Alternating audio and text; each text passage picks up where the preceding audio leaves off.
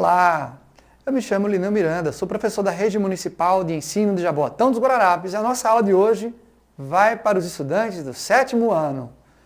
Nossa conversa será sobre o humanismo e o nascimento do pensamento moderno na Europa. Mas antes de seguirmos nessa viagem, vamos fazer uma pequena revisão? Topa? Vamos embora! Bom, relembrando, o feudalismo que se estabeleceu na Europa a partir da queda de Roma em 476 d.C., não foi um movimento uniforme ou uma tendência. Simplesmente aconteceu como resultado de uma fragmentação de um vasto império que atraiu a atenção e a cobiça de vários povos adversários. Nessa relação, a gente vai ter um regime de servidão em que pessoas que tinham posses, que durante a invasão dos bárbaros no Império Romano, essas pessoas de posses que viviam nas cidades, elas fugiram e foram fixar residência em construções fortificadas, a que chamamos de castelos.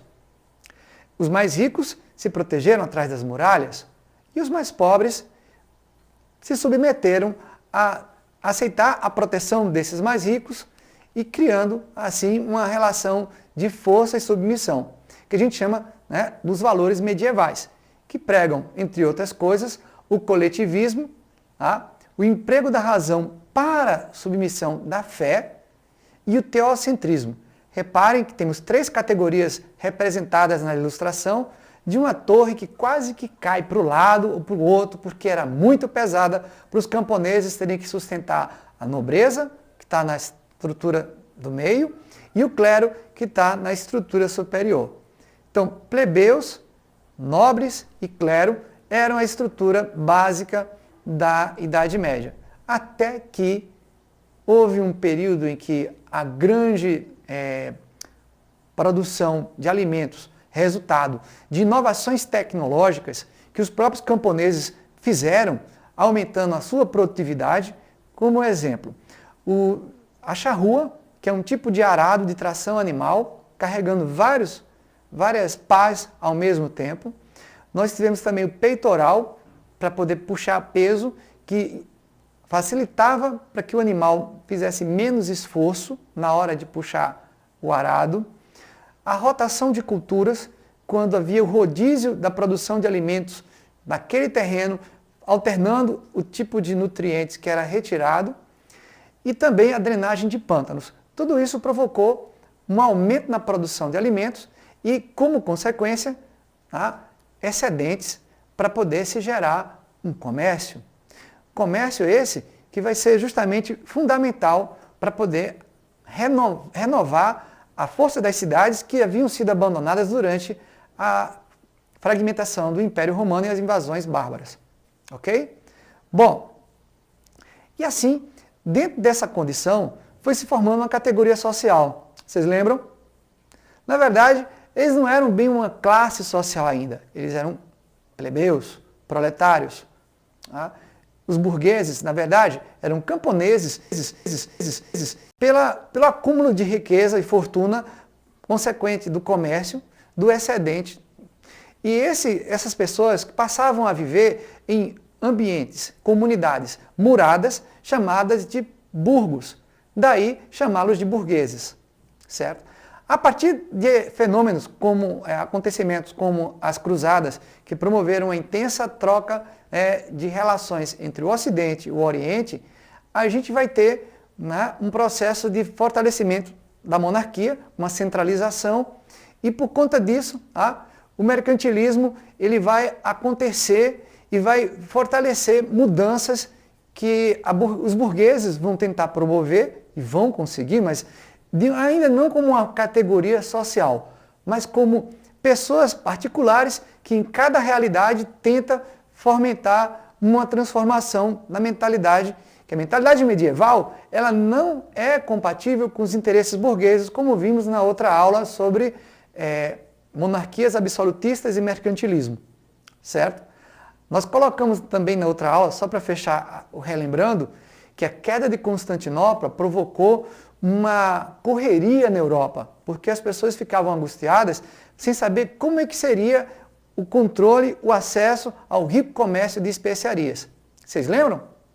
Pois bem, além dos recursos técnicos, tecnológicos, além da nova política, com a centralização do poder na mão de reis, era necessário também haver outras mudanças.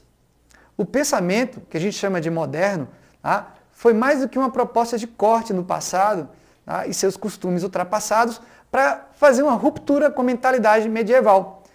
Na verdade, longe de ter sido um novo começo, ele foi uma continuidade rompendo com os valores medievais.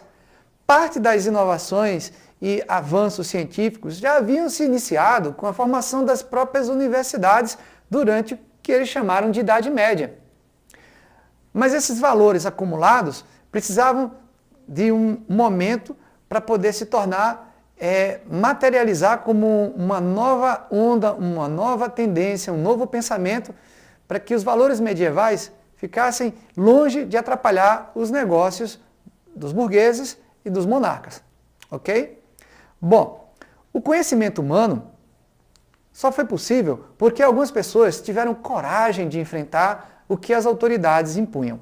Um exemplo deles é um senhor belga chamado Andreas Vesalius, que foi um médico que é considerado hoje como o pai da anatomia moderna, autor de uma publicação chamada De Humani Corporis Fabrica, que foi um atlas de anatomia humana que foi publicado em 1543. Para ele conseguir fazer isso, ele pagava para o coveiro da cidade em que ele morava pegar cadáveres novos e levar para a casa dele escondido, onde ele dissecava durante dias a fio e ia desenhando cada parte do corpo humano. Andreas Vesalius, ele foi perseguido por conta de sua iniciativa, mas graças a ele, muitas vidas foram salvas, porque a partir dele pôde-se compreender como funcionava a circulação sanguínea no corpo humano. Mas ele não foi o único a ser perseguido. O pensamento moderno foi tomando forma e ganhando sua própria identidade até conseguir se constituir e formar um movimento. Está aí os burgueses, né, que começam a bancar, a querer respirar e ter mais autonomia, ter mais controle da sua própria maneira de pensar, vestir e agir. No dia 17 de fevereiro de 1600, o monge Giordano Bruno, que era um professor, ele foi queimado no campo de Belfiore, em Roma, sob acusação de heresia e blasfêmia. Sabe qual foi a heresia e a blasfêmia que ele cometeu? Dizer que a Terra não era o centro do sistema solar.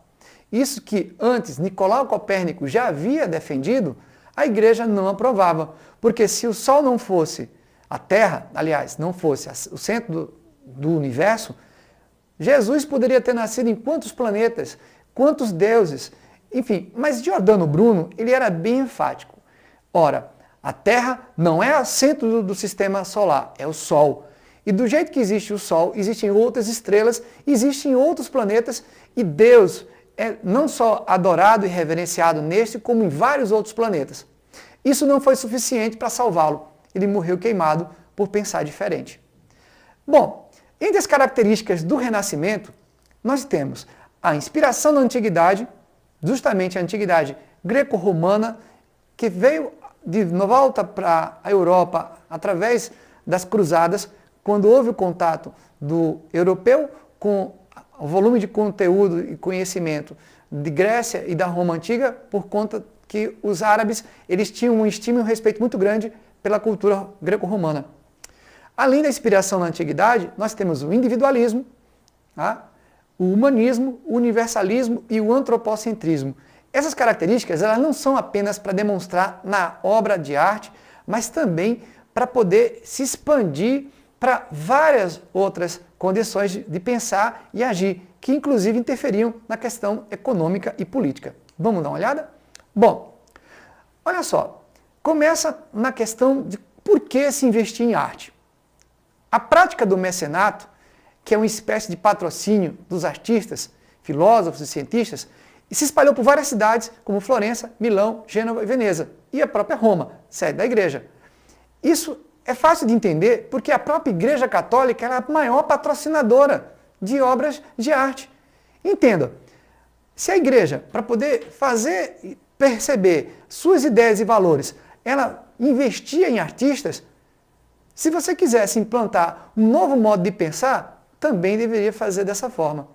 Então, a gente vai ter, por exemplo, nas características que a gente vê numa obra do período da Renascença, é essa pintura, né, de Sandro Botticelli, que dentro dela a gente consegue compreender o universalismo, tá? Porque para o pintor desenhar, ele tem que ter um conhecimento amplo de anatomia, tá?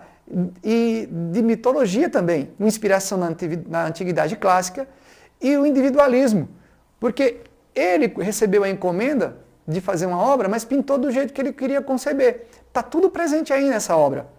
É o nascimento de Vênus.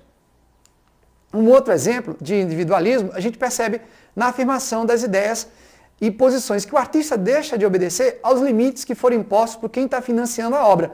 Um grande exemplo é Michelangelo e a Capela Sistina. O Papa encomendou a obra, mas não impediu que Michelangelo, por exemplo, desenhasse com grande proeza corpos humanos, nus inclusive, demonstrando um pleno controle que ele tem de conhecimento de anatomia humana.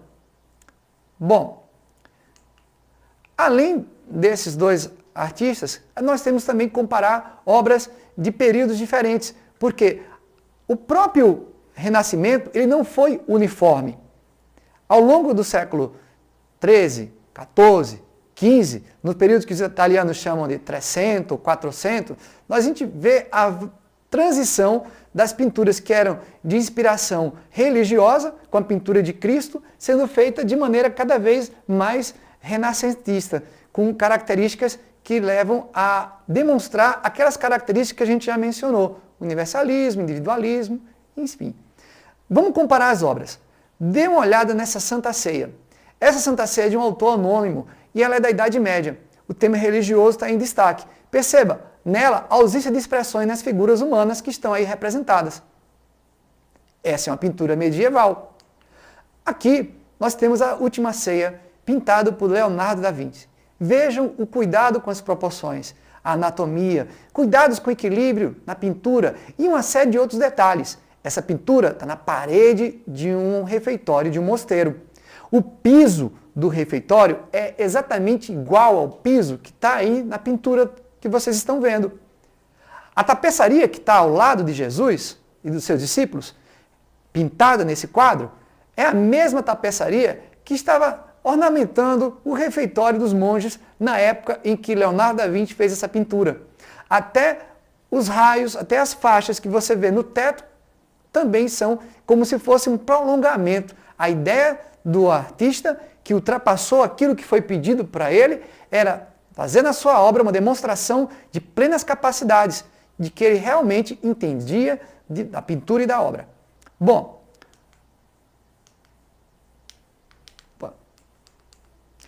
a Renascença ela não ficou restrita apenas à Península Itálica. Ela espalhou por toda a Europa e a gente vai ver que não ficou restrita também somente à pintura. Ela também foi na literatura. A gente tem exemplo de Miguel de Cervantes na Espanha, Luís de Camões em Portugal e William Shakespeare na Inglaterra.